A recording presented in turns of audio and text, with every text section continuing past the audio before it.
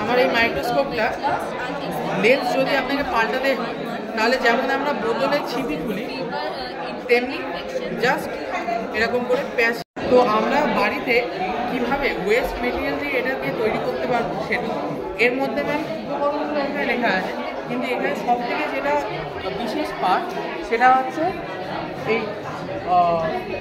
এখানে পুরাতন লেন্স, যেটা পুরাতন লেন্স ম্যাম এই কম্পাউন্ড মাইক্রোস্কোপ থেকে পুরোনো মাইক্রোস্কোপ যেটা কাজ করছে না সেখান থেকে ভালো একটা অ্যাক্টিভ লেন্স তুলে এনে করা হয়েছে।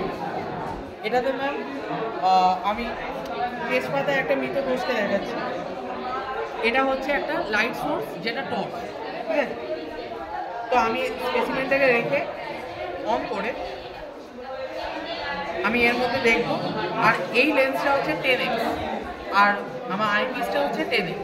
তার মানে আমি যেটা দেখছি খালি চোখে সেটা 100 টাইম বা 100 গুণ বেশি দেখতে পাবো, মানে জুম ইন করতে। এবার এটা যে ফোকাসটা সেটা ঠিক করতে হবে, মানে এটাকে টিউনিং বলা, ঠিক আছে? আপনি ম্যাম এখন দেখেন যে ফোনটাকেও আনতে চান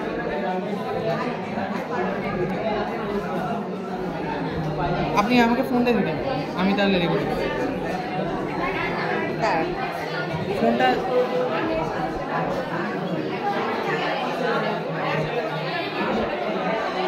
এখানে রাখলে ম্যাম আপনি দেখতে পাবেন আমার এই মাইক্রোস্কোপটা লেন্স যদি আপনাকে পাল্টাতে হয় তাহলে যেমন আমরা বোতলের ছিপি খুলি তেমনি জাস্ট এরকম করে প্যাচ সিস্টেম রয়েছে যেটাকে খুলে আপনি চেঞ্জ করতে পারেন। এটা 10x আছে, হতে পারে আপনি 45x দিলেন এর বদলে, আর আপনি এরকম অপটিক লেন্স মানে আইপিসটাকে বের করে খুলতে পারেন। মানে এটা এতটাই পোর্টেবল যে আপনি এইগুলোকে আলাদা আলাদা করে নিয়েও যেতে পারেন। যদি আমি এটাকে সরিয়ে দিই তাহলে জাস্ট এরকম করে আপনি এটাকে একটা জাস্ট ব্যাগের মধ্যে নিয়ে যেতে পারেন। পুরোটাই এটা মাইক্রোস্কোপ, কম্পাউন্ড মাইক্রোস্কোপটা একটা নির্দিষ্ট কেস থাকে তার মধ্যে আপনাকে নিয়ে যাবে। এটা পরে সাথে বানাবার সাথে সাথে এটা portable, easy to carry, easy to use কাজ। এবং এটা মানে ফিক্স করবার জন্য কোনো রকম মেকানিক্যাল পার্ট বা কোনো রকম টেকনিক্যাল পার্টসের দরকার নেই।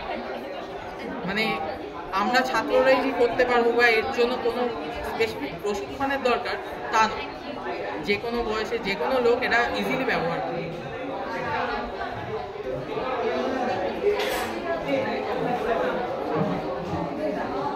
এটা জাস্ট এই স্লাইডটাকে ফোকাস করার জন্য, এবং এর মধ্যে যেমন আমরা টিউব লাইটের হোল্ডার থাকে, বাল্বের হোল্ডার থাকে, তেমনি জাস্ট হোল্ড করে এই।